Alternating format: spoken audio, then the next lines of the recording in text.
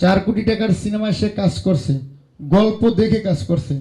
আর যদি সে কোনো পলিটিক্সের শিকার করে, যদি আমার এই তসনস মিডিয়া না এসে থাকে, ঈদের পরে কোর্ট খুলে কোর্টে গিয়ে আমি মামলা করবো 4 কোটি টাকা আমার নায়িকা ববি হকের নামে। এই নায়িকা ববির জন্য এই সিনেমায় 80 লক্ষ টাকা বেশি গেছে, সেটা আছে। সব টেকনিশিয়ান জিজ্ঞেস করেন আপনি, আমি কিন্তু সব রেকর্ড করে রাখছি। আপনি বদিউল আলম খোকনের সাথে যা করছেন সব কিন্তু রেকর্ডিং আছে। এর বিচার যদি সমিতি না করে, আমি মুন্না খান আর সিনেমা বানাবো না, আর সিনেমা 1 টাকাও লগ্নি করবো না। আমি জানি না আমাদের নায়িকা ম্যাডাম কেন আসলো না। সে তো 1 ঘন্টা আগেও বলছে আসবে এবং আসতেছি। হয়তো রোডে তার কোনো অ্যাক্সিডেন্ট হয়েছে, হয়তো কোনো প্রবলেম হয়েছে। কারণ এইবার তো আসলে বাংলাদেশি নায়িকাই ছিল। এর আগের বার তো আপনারা বলছেন বাংলাদেশি নায়িকা কেন নিয়ে কাজ করতেছেন না। দেখা যাক, যদি হসপিটাল থাকে তো আমার এখানকে পেসমেট শেষ করে হসপিটালে যেতে হবে, কারণ আমার নায়িকা বলে কথা তো। আর যদি এটা তসনস নিয়ে যদি কোনো পলিটিক্স করা হয়, এর আগের বার আমরা দেখছি, তাহলে সেটা প্রযোজক সমিতি, শিল্পী সমিতি সবই আছে, এখানে অ্যাকশন নেওয়ারও ব্যবস্থা আছে। আগে আমি যাচাই করি দেখি। আপনাদের একটা নিয়ম করা উচিত আমি মনে করি, সিনেমার প্রধান চরিত্র অভিনয় যারা করে তারা কেন আসবে না? সে যেই হোক না কেন, 5-6 জন লোক তো প্রধান চরিত্রে থাকে। তো আমি 1 ঘন্টা আগেও জানি আমার নায়িকা ম্যাডাম আসবে, কেন আসলো না সেটা আপনারা আসলে যাচাই করা উচিত। আমরাও যাচাই করব। যদি আমি অ্যাক্সিডেন্ট তো অবশ্যই আমাদের মেনে নিতে হবে। যদি এরকম কিছু হয়, আমি অবশ্যই শিল্পী সমিতি, প্রযোজক সমিতি আমি অবশ্যই কমপ্লেন করব, লিখিত কমপ্লেন করব। সেটার অ্যাকশন না নিলে আমি কোর্ট পর্যন্ত যাব। এটাই মুন্না খান,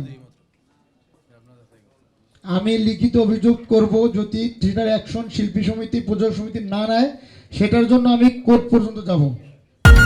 আরে ঈদ লাগছে মনে, খুশির জোয়ার সবখানে। আরে ঈদ লাগছে মনে, বিকাশ পেমেন্ট সবখানে। তসনস সিনেমার বাজেট 4 কোটি টাকা। 4 কোটি টাকার সিনেমায় সে কাজ করছে, গল্প দেখে কাজ করছে। সে কেন আসতে বলো না? শুধু মুন্না খানকে অপমান করে নাই, শুধু বদিউল আলম খোকনকে অপমান করে নাই, আপনাদেরও সবাইকে অপমান করছে। তো আমি আজকে কথা দিয়ে গেলাম, মুন্না খান যদি সে অ্যাক্সিডেন্ট করে সেটা নো প্রবলেম, সেটা তো অবশ্যই সে অ্যাক্সিডেন্ট করলে তার পাশে আমরা সবাই দাঁড়াবো। আর যদি সে কোনো পলিটিক্সের শিকার করে, যদি আমার এই তসনস মিডিয়া না এসে থাকে, সেটার জন্য আমি আগামীকালকে প্রযোজক সমিতি, শিল্পী সমিতিতে লিখিত দরখাস্ত করব। পরিচালক যে সমিতি, আমি জানি না কোথায় কোথায় করতে হয়। আমি আজকে আমার ম্যানেজারকে জিজ্ঞেস করব, প্রয়োজন হলে আমি ঈদের পরে কোর্ট খুলে কোর্টে গিয়ে আমি মামলা করবো 4 কোটি টাকা আমার নায়িকা ববি হকের নামে। Just wait and see. নায়িকা ম্যাডাম তো বলছে আমি আসবো, 2 ঘন্টা আগেও বলছে অন দ্য ওয়ে। তার সুপরিচিত ম্যানেজার যে আছে সেও বলছে আমি নিয়ে আসবো তাকে। তাকে তো আমরা পেমেন্ট 1 টাকা কম দিই নাই, বরং হিসাবের বাইরেও আমরা তার পিছনে কমপক্ষে আরো 2 লাখ টাকা বেশি খরচ করছি। এবং এই নায়িকা ববির জন্য এই সিনেমায় 80 লক্ষ টাকা বেশি গেছে, সেটা আছে। সব টেকনিশিয়ানরা জিজ্ঞেস করেন আপনি, আছে সব টেকনিশিয়ানরা। তা আমি এটা নিয়ে আমি অবশ্যই সংবাদ সম্মেলন করব। আমি কিন্তু মুন্না খান সারার পার্টি না, আবারও বলছি আমি কিন্তু মুন্না খান, আমি কিন্তু সব রেকর্ড করে রাখছি, সব রেকর্ড করে রাখছি আমি। আপনি সব জায়গায় ফাইজলিমি চলে না, কারণ এরাও কিন্তু মানুষ, ইভেন আমি নিজেও মানুষ। আপনি বদিউল আলম খোকনের সাথে যা করছেন সব কিন্তু রেকর্ডিং আছে।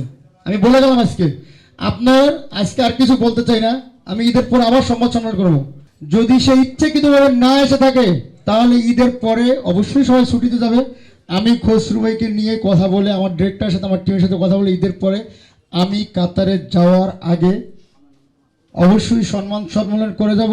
আর এর বিচার যদি সমিতি না করে, আমি মুন্না খান আর সিনেমা বানাবো না, আর সিনেমা 1 টাকাও লগ্নি করবো না। এর বিচার যদি সমিতি না করে, আমি 1 টাকাও লগ্নি করবো না, 1 টাকাও লগ্নি করবো না সিনেমায়, আমি কথা দিয়ে গেলাম। অবশ্যই যদি আমার যদি 4 কোটি টাকা তার জন্য লস হয়ে থাকে, সে কোনো প্রমোশনে আসবে না, সে কি আমার কাছে কোনো টাকা পাবে? আমি কি তাকে অসম্মান করছি? যদি আমার সমিতি বিচার না করে, আমি 1 টাকাও লগ্নি করবো না এই সিনেমায়। লগ্নি কখন করবো? আমি কুড়ি গিয়ে মামলা করার পরে আমি সঠিক বিচার পাবো, তারপর লগ্নি করবো, বাট আমি যাবো না সিনেমা সেটা। ভাই এটা আপনি একজন সাংবাদিক হয়ে বা আপনার এই কথাটা বলতে পারেন না। সিনেমা, বদিউল আলম খোকন পরিচালিত সিনেমা, মুন্না খান মাল্টিমিডিয়া প্রযোজিত সিনেমা, মুন্না খান কৌশলী মুখার্জির সাথে কাজ করছে, আপনি গল্প দেখে কিন্তু কাজ করছেন। আর একটা কথা বলি, ববিকে যেভাবে প্রেজেন্ট করছে বদিউল আলম খোকন, ববিকে যেভাবে প্রেজেন্ট করছে তছনছে ডাবল রোলে, আমি আসলে যদি প্রযোজক হিসাবে কথা বলি তার বাপেও কোনোদিন প্রেজেন্ট করতে পারে না, যদি একদম প্রযোজক হিসেবে বলি। কারণ একটা মানুষকে ঠকানোর একটা লেভেল থাকে। আচ্ছা, আমি এসব কথা বলতে চাই না, ম্যাডামের অ্যাক্সিডেন্ট হতে পারে, সরি। আমি ঈদের পরে, আমি যাচাই করে ঈদের পরে আমি সংবাদ সম্মেলন করবো, সংবাদ সম্মেলন করার পরে আমি মামলা করব। আর শিল্পী সমিতিতে, প্রযোজক সমিতি, আমি তো আজকেই লিখিত দরখাস্ত দিয়ে যাব। যেহেতু আগামীকাল থেকে বন্ধ, আমি জানি তারা কিছু করতে পারবে না। অবশ্যই আসার পরে সেটা পদক্ষেপ নেবে। এবং বর্তমান যে এমডি আছে সেও আমাকে প্রচণ্ড হেল্প করছে এবং করবে আশা করি। এবং আমরা যে শুনতে পারছি আকাশে বাতাসে আবার যে এমডি আসতেছে, সে তো আমাদের অবশ্যই সিনেমার একজন বড় মানুষ, ইনশাল্লাহ সেও আমাদের হেল্প করবে। কারণ প্রমোশনে পেশ মিডে কেন নায়িকা আসবে না? সে তো বাংলাদেশে নায়িকা। সে আমাকে কালকেও বলছে আসবে, আমার কাছে রেকর্ডিং আছে। তার প্রতি যদি আমরা কোনো অবিচার করে থাকি, আমাদের টিম মুন্না খান মাল্টিমিডিয়া তার এই শুটিংয়ে দিয়ে কোনো অবিচার করে থাকি, যদি কোনো রকম আমাদের যে পেইন পেয়ে থাকে, তাহলে তো সে বলতে পারতো। বরং আমরা যেই সম্মানটুকু তাকে দিয়েছি, মনে হয় না কেউ কোনো প্রজনপতি থেকে এই সম্মানটুকু সে পাইছে। আপনি মুন্না খানকে দেখেই কিন্তু সিনেমায় সাইন করছেন, আপনি বদিউল আলম খোকনকেও দেখে সাইন করছেন, সিনেমা সাইন করছেন, তো আপনি কেন আসবেন না? কালকে বলেন সিনেমা আসবেন। মিশা ভাই কিন্তু এর আগে দুইটা প্রজেক্টে কিন্তু সে জয়েন করছে। এখন ঈদের টাইম সে করে নাই, কিন্তু মিশা ভাই আমাদের সর্বোচ্চ শক্তি দিয়ে মিশা ভাই আমাদের পাশে আছে। আর মিশা ভাইয়ের পাশে আমি চাইলে এখনই যেতে পারবো, কিন্তু নায়িকা তো নায়িকা, তার বাসায় তো আমি চাইলেই যেতে পারবো না।